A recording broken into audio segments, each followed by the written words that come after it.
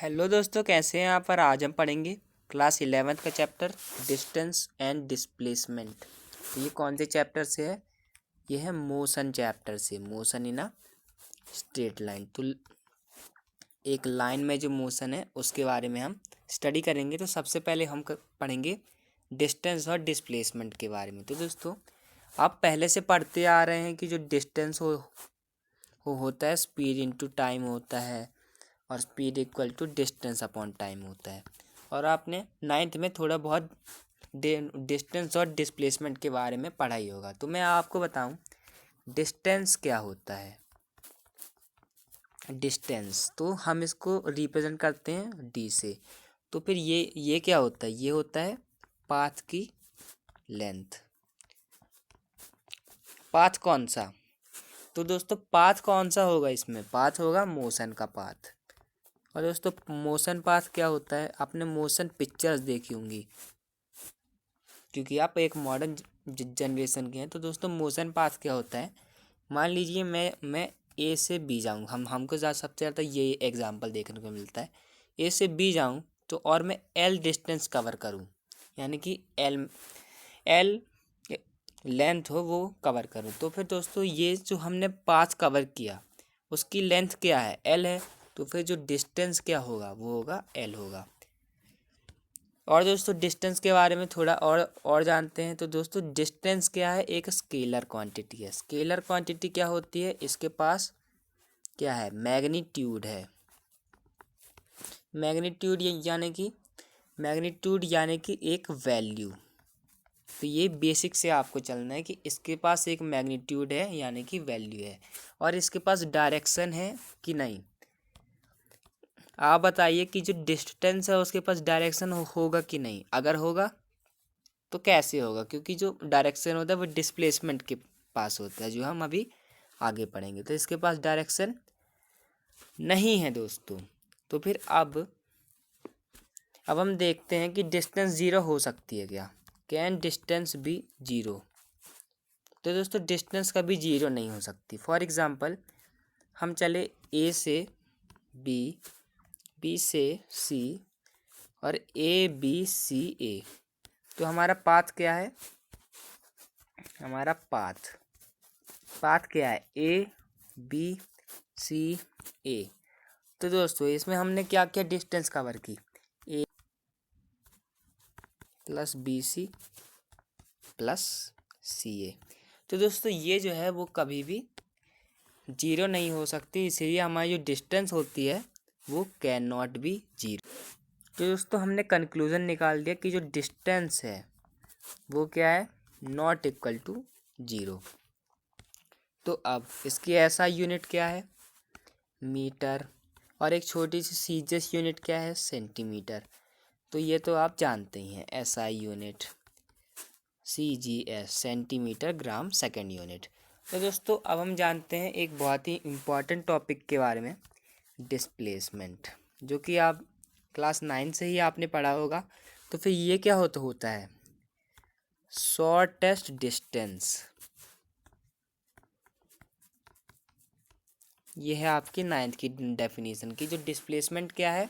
वो है एक shortest distance between initial position and final position. तो दोस्तों, अगर हम R1 से R2 गए, R1 क्या है? पोजीशन है। पोजीशन 1 से पोजीशन 2 गए, और तब हमारा R2 माइनस R1 क्या होगा? S होगा। तो दोस्तों, डिस्प्लेसमेंट क्या होता है और उसमें डिस्टेंस में क्या अंतर है? तो अगर हम देखें, अगर कोई इंसान जिसका नाम है पॉइंट, या उसका नाम ही पॉइंट है, तो वो पॉइंट ए से पॉइंट बी को जाता है ना, और बीच में सी पड़ता है, तो वहाँ पर वो चाय पीने रुक जाता है। तो ए से सी गया और सी से बी गया और ए से बी गया, उसके पास ये दो रास्ते हैं। तो दोस्तों, इन दो रास्तों में वो क्या करेगा? अगर मैं आपको दूसरे कलर से दिखाऊं तो ए सी और बी, वो क्या होगा? डिस्टेंस होगा। और ए बी क्या होगा? ये क्या होगा? डिस्प्लेसमेंट होगा, है ना। तो फिर अगर वो ए से ए अगर वो जाता है ए टू बी, तो फिर जो डिस्टेंस है वो क्या है, इक्वल टू है डिस्प्लेसमेंट के, यानी कि उन दोनों का रेशियो क्या है, 1/1 है। और दोस्तों अगर मैं आपको ये डायग्राम फिर से बता के दिखाऊं, ABC, तो फिर अब अगर वो जाता है A से B और B से C, तो फिर इसका क्या है, डिस्प्लेसमेंट जो है वो छोटा है किससे, डिस्टेंस से। तो फिर यानी कि उन दोनों का रेशियो 1 से कम है। तो आप एक कंक्लूज़न निकाल सकते हैं इस बात से कि जो डिस्टेंस होती है वो या तो बड़ी होती है डिस्प्लेसमेंट से या फिर बराबर होती है। तो ये कंक्लूज़न आपके लिए बहुत ज़रूरी होने वाला है। अब हम कुछ क्वेश्चन प्रैक्टिस कर लेते हैं। उससे पहले मैं आपको बताता हूँ वेक्टर फॉर्म कि जो हमारा डिस्प्लेसमेंट है वो एक वेक्टर क्वांटिटी है। तो दोस्तों वेक्टर फॉर्म में अगर आप देखें तो हमारे पास एक प्लेन होता है ना, एक्स, वाई और जेड। तो दोस्तों एक्स में जो क्वांटिटीज़ होती हैं उसको हम रिप्रेजेंट करते हैं आई कैप से। वैसे मैंने यहाँ पे गलत बना दिया। तो दोस्तों एक्स, वाई और जेड, ये होता है एक्स, ये होता है वाई और ये तो जेड। तो एक्स को हम रिप्रेजेंट करते हैं आई से और उसके ऊपर लगा देते हैं कैप यानी कि वेक्टर। वाई को रिप्रेजेंट करते हैं जे कैप और जेड को रिप्रेजेंट करते हैं के कैप से। तो दोस्तों अब हम देखें तो अगर किसी की आपको वेक्टर बहुत देखने को मिलेगा आगे क्लासेस में भी और इस क्लास में भी। तो अगर हमको दिया है R1, दिया है 2i cap plus 3j cap, अभी हम 2D में चल रहे हैं, और R2 दिया है 3i cap plus 2j cap. तो दोस्तों अगर हमको डिस्प्लेसमेंट निकालने कोई बोल दे तो हम कैसे निकालेंगे, तो R2 vector minus R1 vector. तो दोस्तों R2 माइनस R1 आप कैसे करेंगे कि जो R2 है वो क्या है, मान लीजिए 3i कैप प्लस जे कैप है यानी 1j कैप है। R1 क्या है, 2i कैप प्लस जे कैप है। तो फिर जो डिस्प्लेसमेंट होगा वो होगा R2 माइनस R1 यानी कि आई कैप यानी कि 1 यूनिट। और दोस्तों अगर आज का आखिरी टॉपिक लेते हैं, इसके बाद हम आपको एक नीट का क्वेश्चन दे देंगे, तो फिर आज का हमारा छोटा सा वीडियो कवर हो जाएगा। तो ये जो है अब मैं आपको बताता हूँ कि अगर आपके ऐसे आ गया डिस्प्लेसमेंट, अगर आप वेक्टर फॉर्म में कभी भी जोड़ो और आपका आंसर आ जाए ऐसे 2i cap plus 4j cap plus 3k cap, ठीक है। तो अगर आपसे वो पूछे कि इसका मैग्नीट्यूड क्या है, तो मैग्नीट्यूड किसी भी डिस्प्लेसमेंट का अगर आपसे पूछे जाए तो आपको ये फॉर्मूला लगाना है, mod s is equal to s x का स्क्वायर प्लस एस वाई का स्क्वायर प्लस एस जेड का स्क्वायर।